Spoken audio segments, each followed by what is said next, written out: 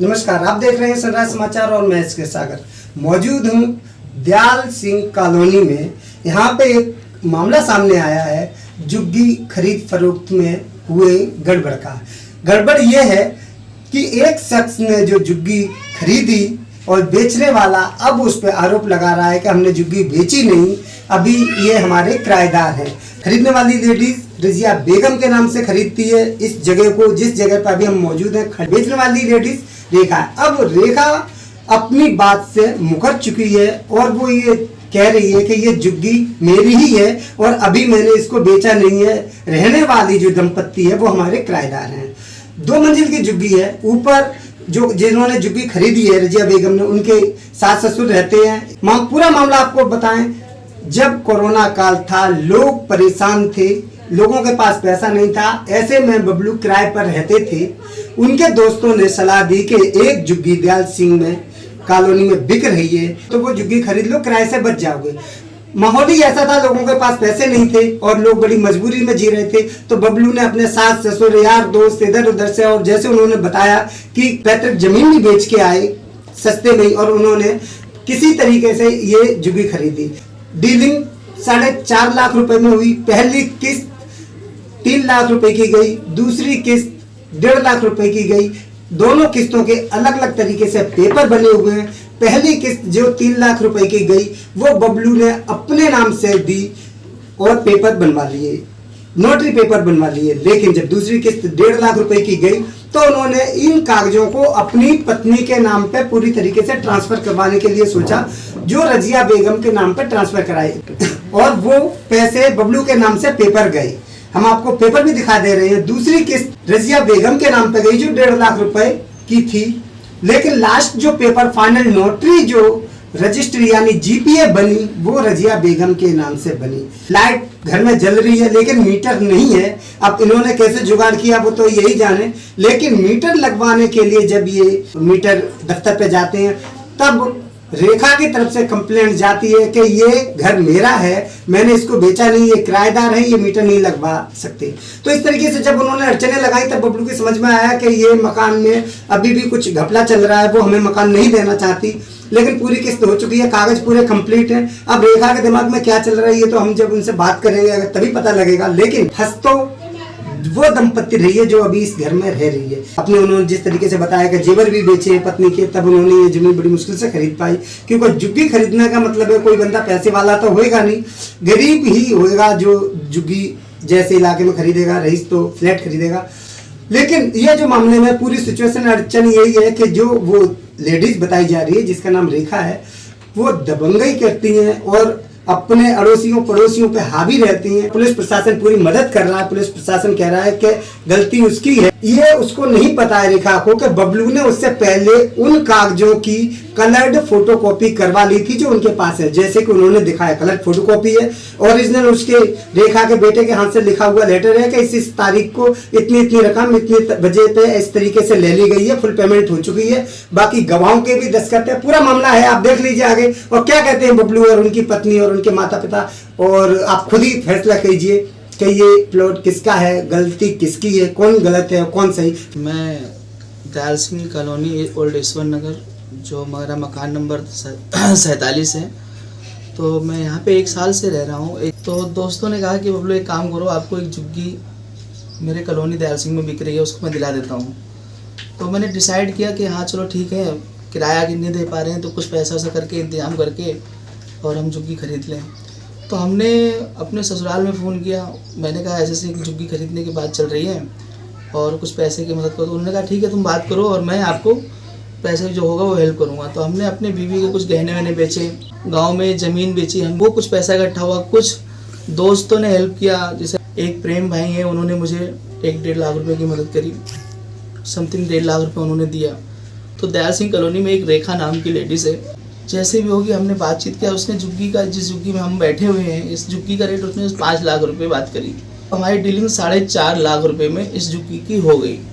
हमने उसको 3 लाख रुपए पेमेंट उसके लड़के के सामने, उस रेखा, उसके पति नूर मोहम्मद व उनकी बेटी नूरी या उनका एक विटनेस जो नीलम चंद, इन लोगों के सामने हमने उसको 3 लाख रुपए की पेमेंट करी और हमने उससे कागज़ स्टाम्प पेपर पे साइन करवाए और कागज़ बनवाए।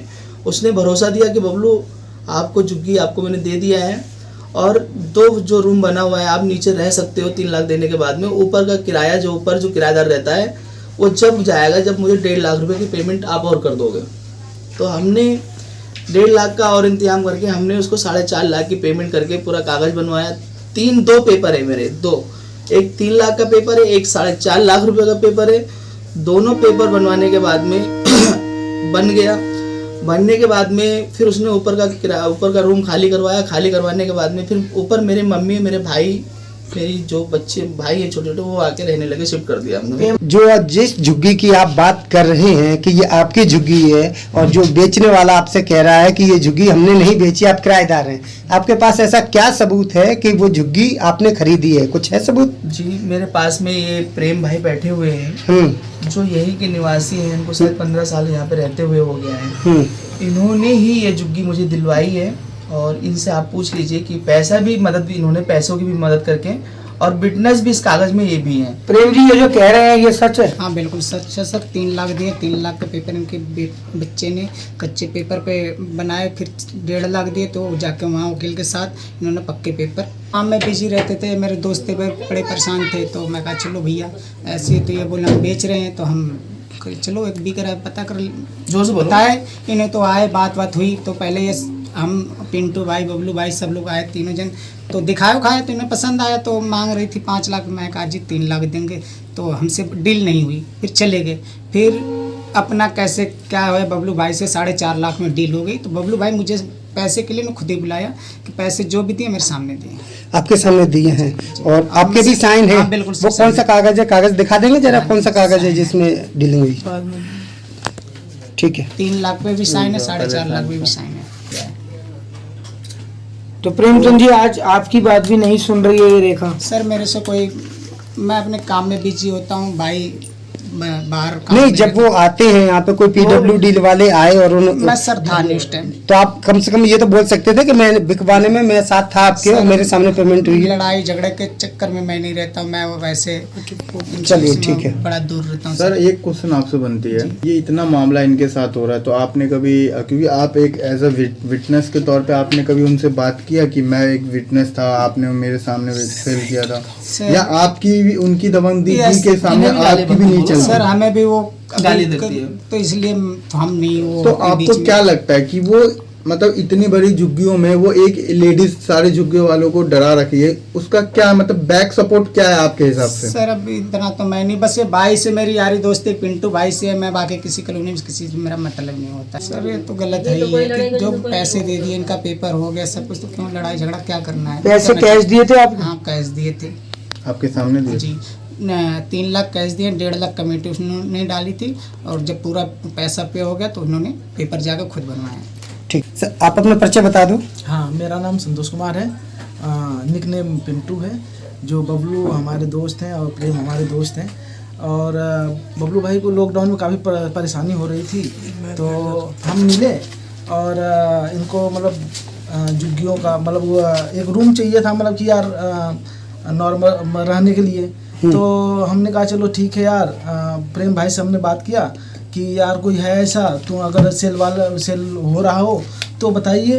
हाँ रेखा मतलब ये जो बबलू भाई ने झुग्गी लिया था वो उसके हुनर है और बबलू भाई ने उनसे 4.5 लाख रुपए में ख़रीदा है और हमने कैश पेमेंट दिया है। ये कंफर्म है कि उनको पूरा पेमेंट जा चुका है, लेकिन उनको पता नहीं क्या आया कि मतलब ये हमारे किराएदार है, मतलब तमाम तरह की एप्लीकेशन परेशान करना, इधर हरासमेंट करना, और ये रिकॉर्ड पता चलता है रेखा जी का कि मतलब ये मतलब ऐसे ही कैरेक्टर है, और जिससे कॉलोनी वाले भी काफ़ी परेशान रहते हैं। ये जगह आपने भी दिलवाई, आपके भी साइन है, आप उसमें जो कागज खरीदे उनमें आपके साइन है कहीं पे? सर मेरे साइन तो नहीं है, बट मेरे देख रेख में सब कुछ है। आपने दिलवाई? हाँ, हाँ बिल्कुल। और पेमेंट जब भी हुई तब आप मौजूद थे? पेमेंट मतलब जब दे रहे थे तो हाँ मेरे थ्रू गया, लेकिन जब इनके हैंड बाई हुआ तो सामने नहीं था मैं, लेकिन जो पेमेंट जा रहा था और मैंने बिल्कुल कवर किया था, देखा था मैंने पेमेंट पूरा पहुंचा है। जब वो पेमेंट पूरा पहुंचा फिर वो किराएदार क्यों बता रही हैं इनको? सर बात ये है, अब उनके दिमाग में क्या है, उनके दिल में क्या है ये नहीं पता। मतलब कि मतलब कुल मिला के आप ये कहना चाह रहे हैं जो बेचने वाला है जिसका नाम रेखा है वो गलत कर रही है इनके साथ? बहुत गलत कर रही है। और भी किसी के साथ गलत कर रही है या केवल इन्हीं के साथ में? कॉलोनी परेशान है, डरी हुई कॉलोनी है पूरा। उनके खिलाफ कोई मतलब गवाही नहीं देता, मतलब काफी डरा। क्यों गवाही क्यों नहीं देते हैं? क्योंकि ये हर जगह बदतमीजी करती हैं अपने आप को, या किसी को मतलब गलत ब्लेम कर देती हैं, गलत एप्लीकेशन हरासमेंट करती हैं, चिल्लाती हैं, गालियां देती हैं। अगर आपने अभी तक सनराइज समाचार को सब्सक्राइब नहीं किया है तो सनराइज समाचार को सब्सक्राइब कीजिए और बेल आइकन को भी दबा दीजिए ताकि आप हमारे आने वाली वीडियो का नोटिफिकेशन सबसे पहले पा सकें।